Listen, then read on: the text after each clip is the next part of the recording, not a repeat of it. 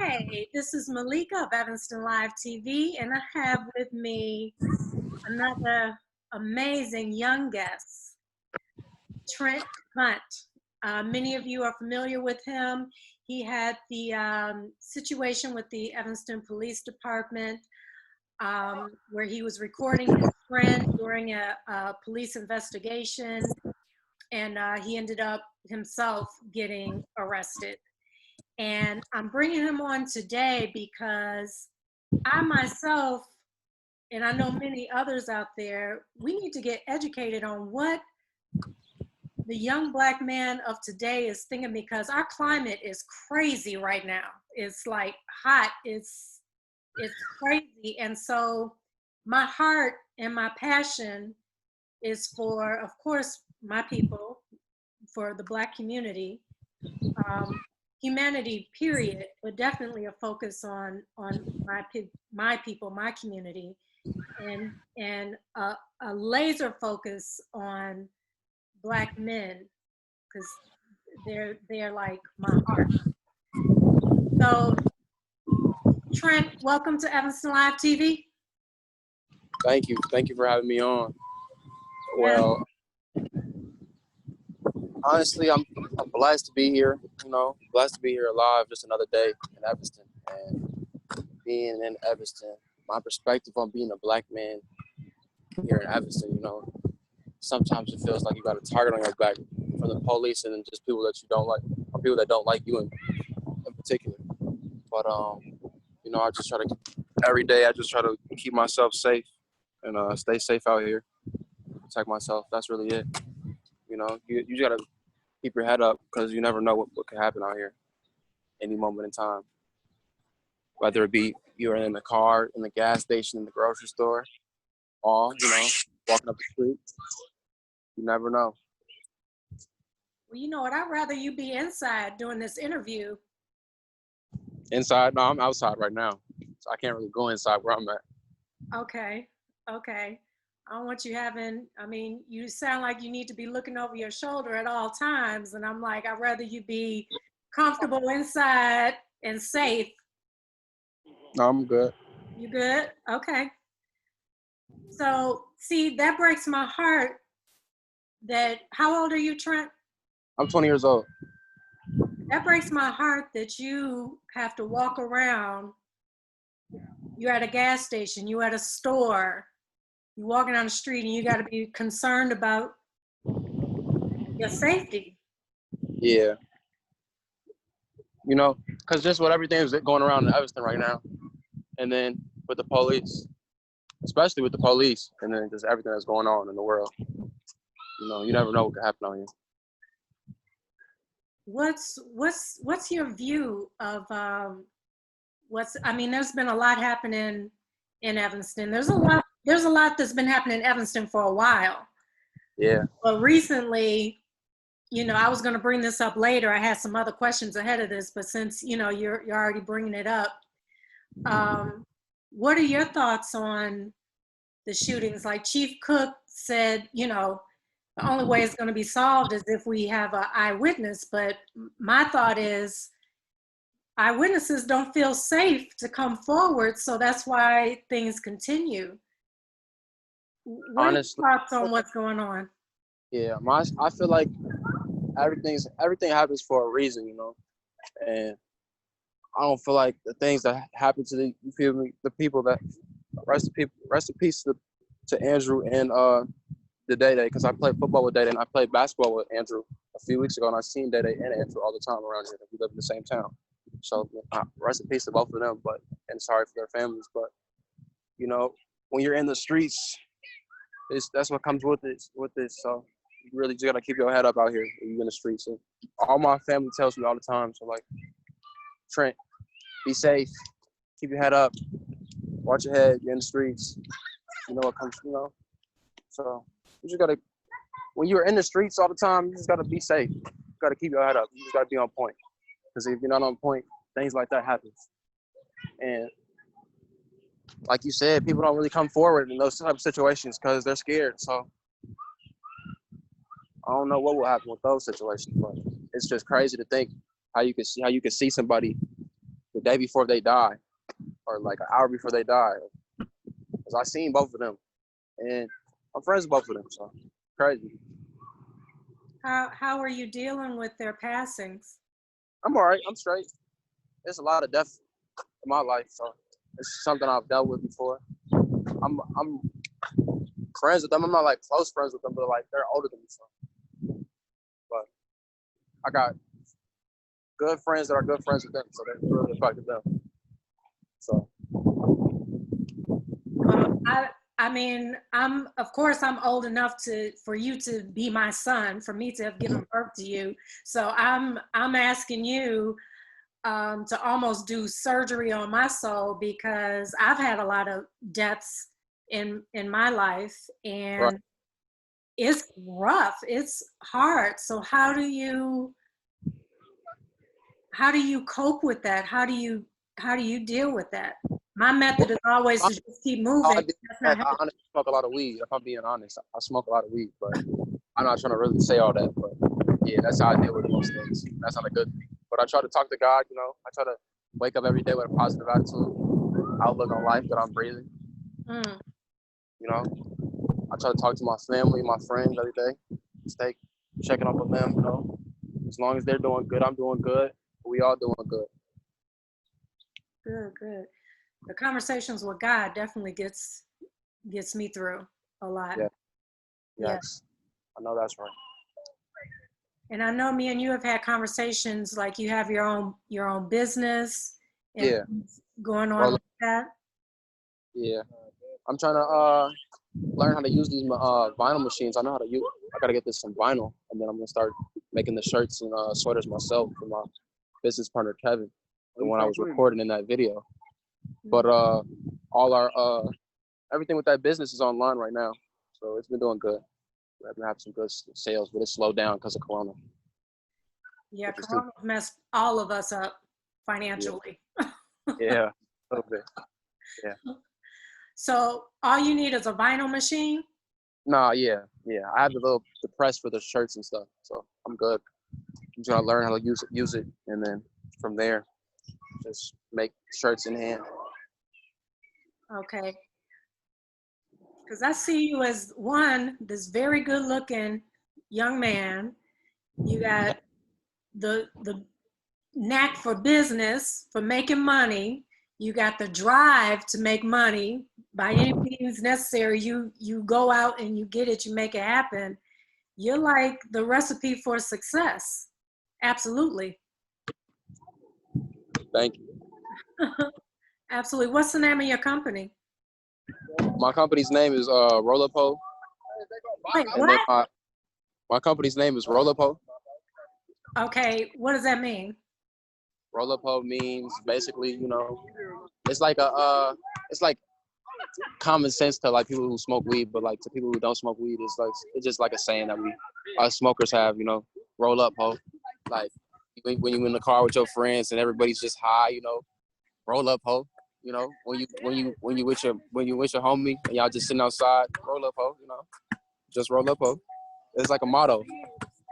Okay, let me give you some advice. Drop the whole part. Maybe just use the roll up. Well, my auntie's been telling me to drop the whole part. Yeah. It makes drop the whole part.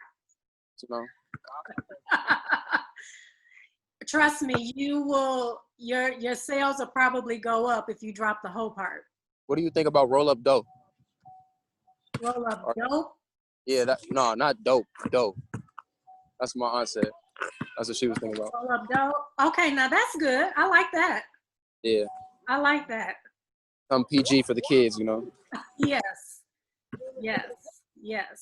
And women smoke weed, so they don't want to hear nothing with hoe in it.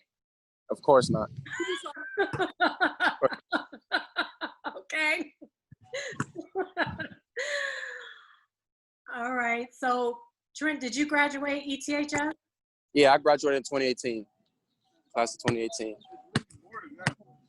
What was your experience? You know how they talk about the opportunity gap? Because clearly you're educated. You know how to run a business. You know how to make some things happen. So, what are your thoughts on the whole opportunity gap for mainly young Black men growing up in Evanston? Honestly, when I went to Shoot Middle School for 8th grade, so I was a little hard-headed little boy, but I was smart in class, so I had good grades in my math class. But my teacher recommended that I retake my math class again, so I had to take it again in freshman year. But it was like remedial class, so it was like a whole bunch of my friends were in that class, and like it was crazy though after that, because after that you go through the whole high school with younger classmates. Like once you go to like sophomore year and junior year, you're like taking math with like younger students that are a bit more advanced, I guess, at that math. But the education gap, we got a lot of help at Evanston at the same time. Like Evanston Township, I had a lot of help. But I used to get singled out for like coming to school high or coming to school smelling like weed. I would get suspended, and other people would get passes.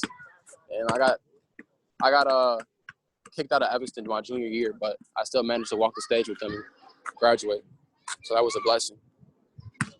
But like you said, the education, I feel like it's out here is really good, but at the same time, like if you're like a little troublemaker, a little hard-headed kid, you might have a little more harder time.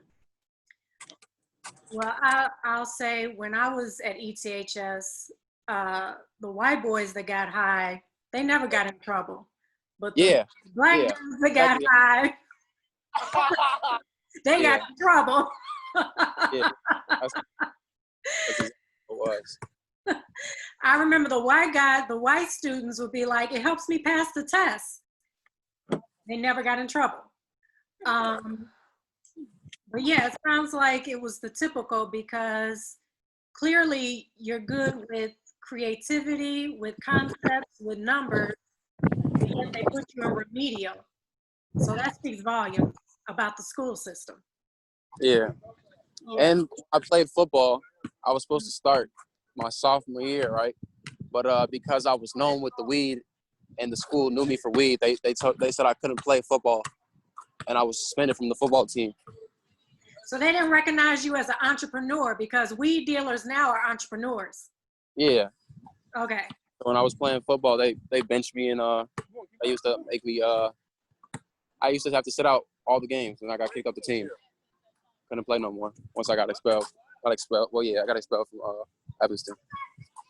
So, Trent, let me ask you, what made you like want to? Because weed tends to kind of make you just want to mellow out.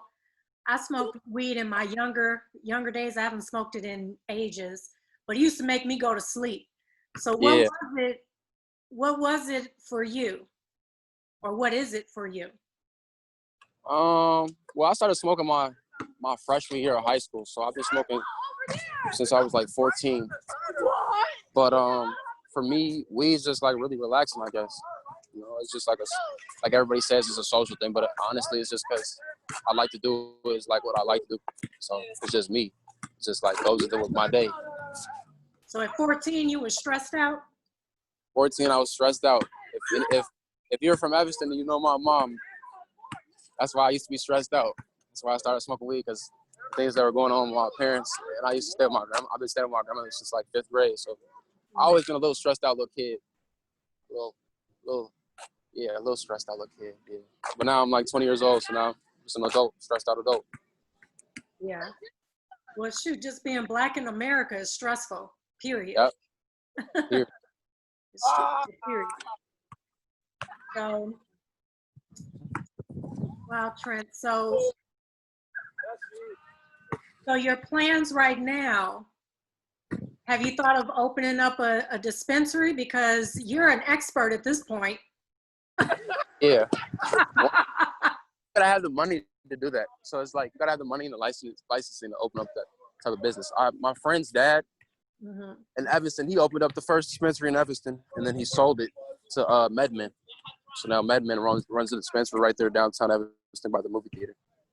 So that was like, it's like he told like you just said, that is like something I want to do, but it's just gonna take a lot of time, time and money, and like you gotta have the knowledge. But I'm semi there, I guess. I gotta get there though. You know what I mean? It takes time. You just got to build and have a goal and a business plan. Right. And just apply myself to it. Hmm. So, okay, so weed is one way in which you deal with stress of being Black in America, period. Right. What are some other ways that you use to get through? I could work out.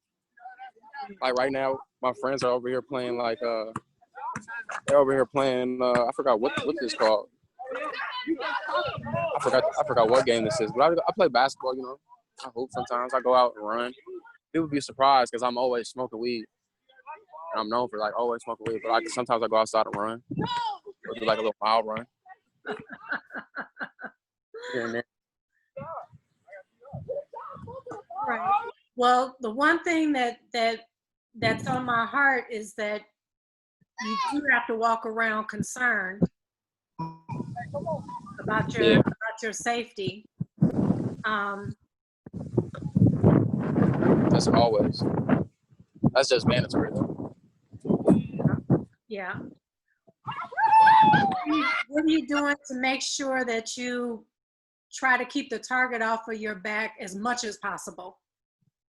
I know that's hard to do because it's pretty much a target on all our backs, no matter what it is. If you're in the workplace, if it doesn't really matter, there's always a target. But what are you doing to minimize having that target? Staying to the same people I always kick with, you know, tend to like stay around the same people and not kick with new people, you know, and stay in the same areas that I've been safe in. Mm-hmm. Where I know nothing, where no bad vibes come to, you know what I mean? I'm all about good energy. So it's all good vibes around me. Good. How do you know a good person around How you? do I Because I'm older than you, and sometimes them snakes still slither in. Yeah, you got to keep the grass cut low. Like Nigo said. Honestly, I just, you know, I tend to like, when I first meet a person, you know, just let them talk to me, you know, and then from there, like build a relationship and then see how they operate, you know.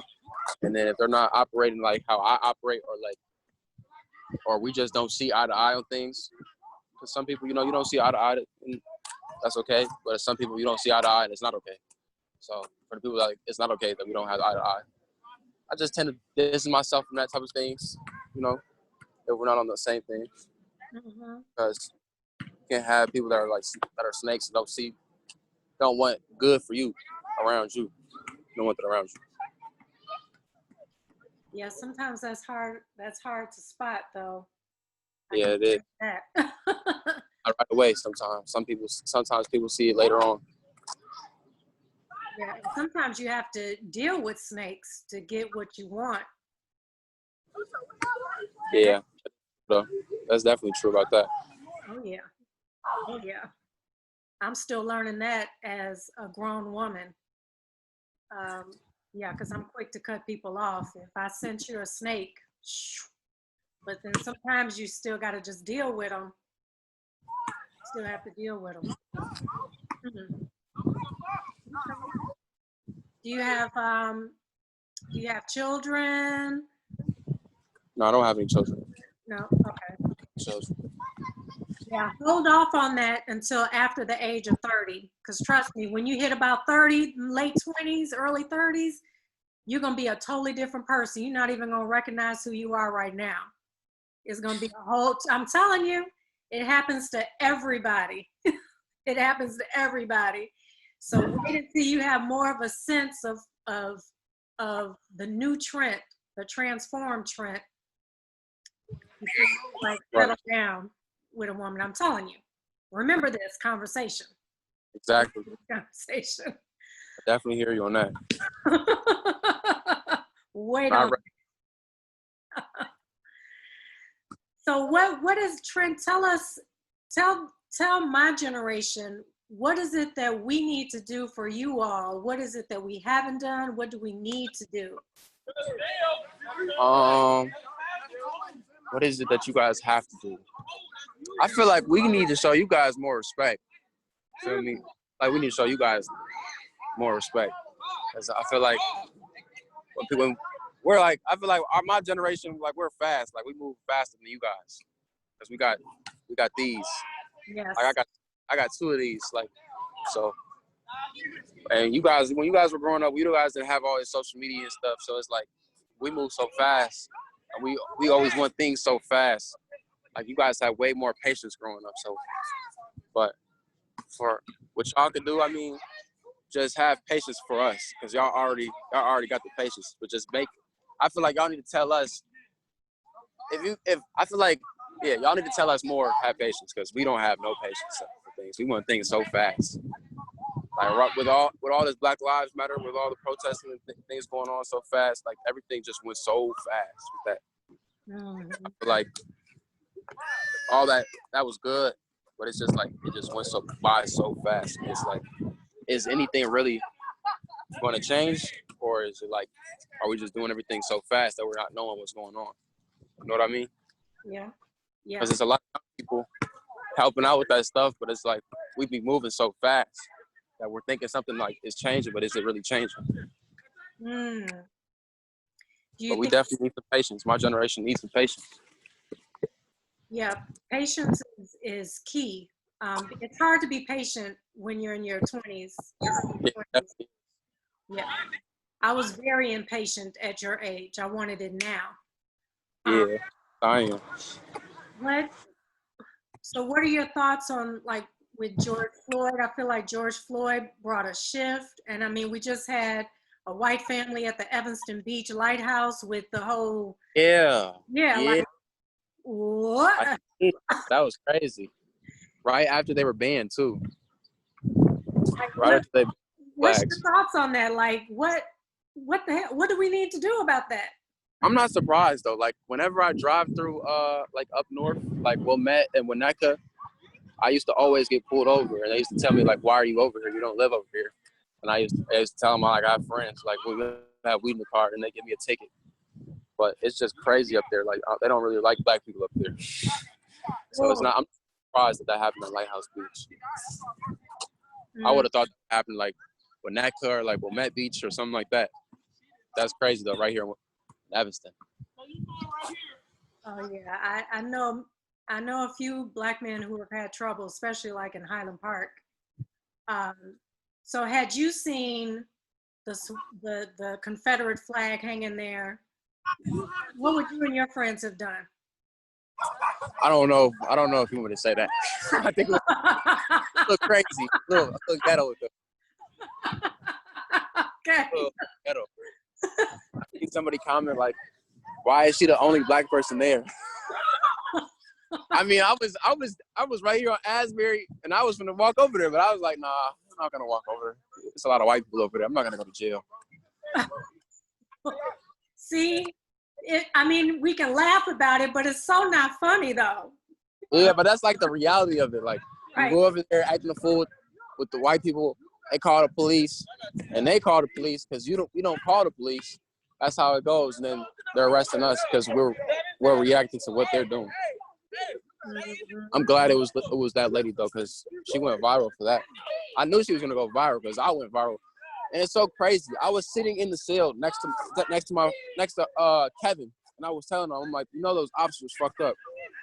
I was recording the whole time, and I seen my friend recording across from us, and they didn't even know that until after. What happened with that case? They just sent back my bond money for that case. So, and they're investigating those officers. They came by my grandmother's house, and then to my friend's house where I be at sometimes, and they told my friend's mom that they're investigating those officers. So that was the reason they came by, but that was weird to me.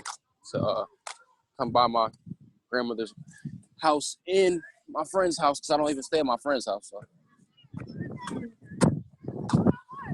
it's just weird though. I'm surprised that I had that much support, and then they had the change.org thing. I'm surprised by all those signatures, but at the same time, you couldn't be surprised because right before I went viral, George Floyd went viral, and then all the protests were happening, and then everything was just going so fast. But we got to be patient though, because nothing happens overnight. And Breonna Taylor's killers are still out there. That's the craziest thing about everything that's going on. Breonna Taylor's killers are still out there. And one of George Floyd's killers was in the Walmart shopping still. It's like when I got caught with some weed last year, I sat in jail for 3 months. I sat in jail for 3 months. I had 2 bonds, $15,000 and $25,000. What? Yeah, for some weed. And they dropped the case that I went to jail for, the second case, the $25,000 case. And then I basically sat in jail for 3 months for 28 grams of weed. For 3 months. Cook County. But if I'm a cop and I go kill somebody, I can get out of jail for less than some weed though. Isn't that crazy? Did you hear about that guy in Iowa who was he was hosting protests? He's like around my age, hosting protests, and he got caught with some weed like last year, and they took him from the protests and they put him in jail in Iowa for an old case. No, I didn't hear about that. So they used that. Yeah, it's crazy out here. Wow. Wow. Well, Trent, what are you doing to keep yourself safe? Because, like I said, I'm just staying in the same areas I always stay in. I hang out with the same people that are gonna keep me safe, and I'm gonna keep them safe. And we love each other. So as long as we love each other, we want the best for each other. We should all be safe. As long as we don't have any like snakes around, like you said, we should. And everybody's on point. I got a question for you. How can it's always been my perspective, and a lot of people see it the same way, in terms of young Black men hurting other young Black men. It's a case of just not knowing who they are, who they really are, where they really came from. What are your thoughts on that? Because I'm working to pass a bill on that, to make sure that in our history lessons in the Illinois school system, that all children are taught the true history of Black people, so Black children really know where they came from, that they didn't start as slaves. Right. Thoughts on that? Honestly, when I was growing up in school, we weren't really taught about that part of that. So I really want to be taught about that too. I want to go back to school and learn about that. As far as I know, we were like tricked by the French, by our slave owners. And our people told us to the people on the boats, our own people. We actually built civilizations. We built civilizations. We built kingdoms. We were the wealthiest people. We were the original people on the planet. We contributed architecture, medicine, literature. That's who we were before becoming enslaved. And not all of us were enslaved, but the group of us that did become enslaved and were brought here, all that history was stolen from us. So do you think that would make a difference in how young Black men, view each other? Exactly. We got to see each other as kings. Yes, exactly. I mean, you're operating as a king now, with your own business, your own vision, and all of that. And somebody always wants to take the king down so that they could be king, but they don't realize that they're already a king. Exactly. Mm-hmm. Yes. Well, Trent, tell people where they can purchase, your merchandise, get your sales up during COVID-19. Well, you guys can all go check out my website, rollupo.com. Which he's gonna be changing soon. Oh yeah, definitely. I'll think about changing the name. I got it tatted on me, so I don't know. Life now. But thank you for having me. Most definitely. Thank you for your time. I know you're like a busy young man and doing your thing. So you got your business, and if anyone needs to contact you, if they want to donate a vinyl machine or maybe even let you rent or use their vinyl machine, where can they contact? Don't put your Use number a up vinyl machine. Don't donate. I can use a vinyl machine though. That'd be good. there. Okay. What's the email address they can contact you? Trenton238@gmail.com. Okay, Trent, text that to me so I could put it in the description. All right, I will. Okay. And is there a message you want to get out there to young Black people, and then also a message to people my age group and older? The main message is just everybody stay safe and stay blessed. Keep your heads up because it's rough times out here due to COVID and just in general, everything that's going on in the world and around Evanston. So just anybody tuning in to actually watch this listen, just stay blessed and have a good day. All right. Thank you so much, Trent. Thank you for your time today. Thank you. All right. I'll talk to you later. All right. This is Malika, Evanston Live TV. That was Trent Hunt. And yeah, he's an entrepreneur. If anybody out there knows of somebody with a vinyl machine, get in touch with him. I'll be sure to put his email address in the description, and definitely get some merchandise from his business, rollupho.com. I'm hoping he changes the name. At least we got him to consider it. So, we'll see what happens. But he is an amazing young man, very, very bright, beautiful, gorgeous, and he's got vision. And a person with vision out there making it happen can't do nothing but support him, most definitely. So you all be sure to support his business. And again, if anyone knows of a vinyl machine, get in touch with us, or you can get in touch with me, Evanston Live TV, and I'll be sure to get the information to him. And yes, you all, so it's good to hear from the younger generation, hear what's on their mind, what's on their hearts, what's in their soul, because it's a new day and time. We're in a new climate.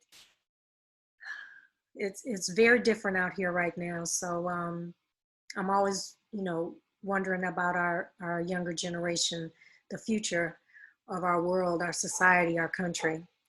So you all stay tuned for more with Evanston Live TV.